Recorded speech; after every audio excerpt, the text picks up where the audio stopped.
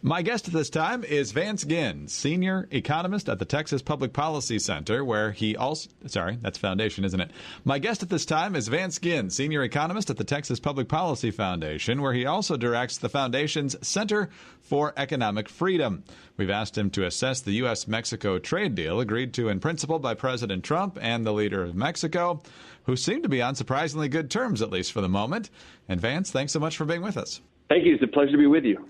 Just how sweeping, first of all, is this agreement? In some places I'm reading provisions about how the auto industry, for example, is a centerpiece of this, and it's not nearly as broad as NAFTA, but it could lead to a renegotiating of NAFTA overall. But a lot of other people out there saying, including the president, it would seem from some of his comments, that this could effectively replace NAFTA. So what's going on? Yeah, it's kind of interesting when you look at it right now, kind of weighing the costs and the benefits. I mean, one thing about it that's definitely different than NAFTA. NAFTA was a trilateral trade agreement between the United States, Mexico, and Canada. And this is just a bilateral trade agreement between U.S. and Mexico.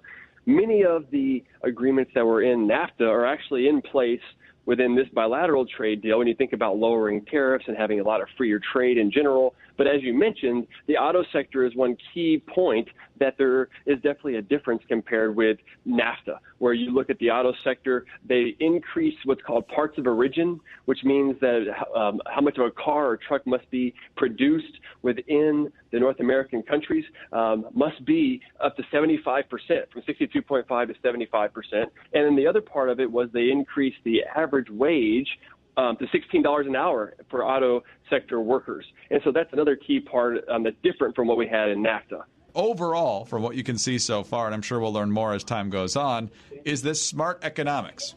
Well, I think that there are some cost and benefits with this policy, to be honest with you. I mean, look, the auto sector is somewhat troubling to me because this will mean higher prices for auto consumers as you raise the cost of doing production from a wage standpoint and also from just a parts of origin standpoint where the production is going to take place, which oftentimes you'll find the best place to do it based on the lowest cost and the highest quality, and this seems to kind of take that out a little bit. But at the same time, they did increase or put in place some revisions for e-commerce, which in the 90s, when NAFTA was created, e-commerce wasn't a big deal, but now it really is.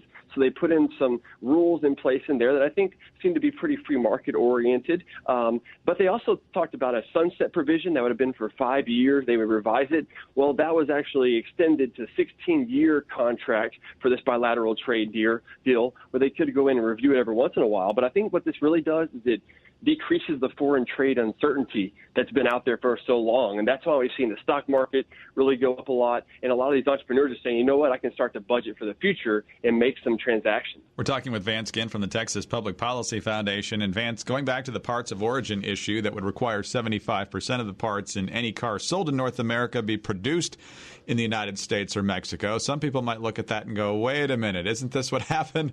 At least the people who don't like NAFTA, they would point out that a lot of production went to Mexico because, labor and other factors would be less expensive. But if we've got this wage floor at $16, does that mean a lot of this will still happen in the United States? What do you expect the balance to be given what you know right now? Well, I think, thinking at the margin as an economist, right, I think that we could have more production done here in the United States. But one thing that's important to also look at that $16 average wage is that's the average. So it could be lower for some and higher than others, right?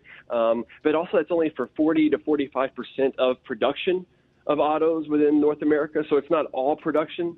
So some of those workers could still have a lower average wage, meaning some of that production could still take place in Mexico. So I'm not so sure how much of an effect it will have, but what I do think will be an effect is higher prices for autos to the consumers, which ends up being a cost to them. So it's a tax increase for us. Yeah, it is a tax increase when you look at just the auto portion. That's the part that's really kind of troubling to me. And now what we'll see is that, Congress will look at this. They have a 90-day period where they can look at it, and then they'll vote on it after the 90-day period. There's some talk that Canada may join this agreement this week, or at least they're going to be looking at it. And they seem to have some concerns about the auto deal as well. What would have made it better? NAFTA in general, right, that was put in place in 94, that's when it took effect, has supported 14 million jobs across the United States. And in places like Texas, where I live, I mean, it's really been supportive of a well-functioning economy that's helped us diversify over time. And I really think of it as being a way to expand markets and allow for us to have more economic opportunity. I do think that, in improving the e-commerce deal that they did with this bilateral trade agreement is an important step moving forward. I also think maybe every once in a while you do want to look at it, maybe not as often as 5 years, but every once in a while you want to have a review. But in general, in my mind, NAFTA wasn't a horrible trade agreement to begin with. and so that's why I've just been so concerned and really looking at this in detail to make sure that we are heading towards freer trade and not putting more barriers to competition that will let us be less free and less prosperous. And so given the pros and cons that you've already discussed, do you think we're treading water, or are we heading in one direction or the other here in terms of freedom? It's a great question. I haven't seen all the details, so I don't want to make a final say on it yet. But I do like is that at least we're getting to some trade certainty. And that trade uncertainty has slowed growth, brought about less job creation in the process. And I think that's very important. And then let's just see what the details have going, once this all comes out and really look at the details of what's also negotiated with Canada. I do think it's very important to make sure that Canada is part of this agreement. I mean, Canada's a large trading partner for us. And so if for some reason they don't join it as well, I do think that would be a negative moving forward. We'll be watching. Vance, thanks very much for your time today. We appreciate it. Thank you for having me on the show. Vance Ginn is senior economist at the Texas Public Policy Foundation, where he also directs the Center for Economic Freedom. I'm Greg Columbus reporting for Radio America.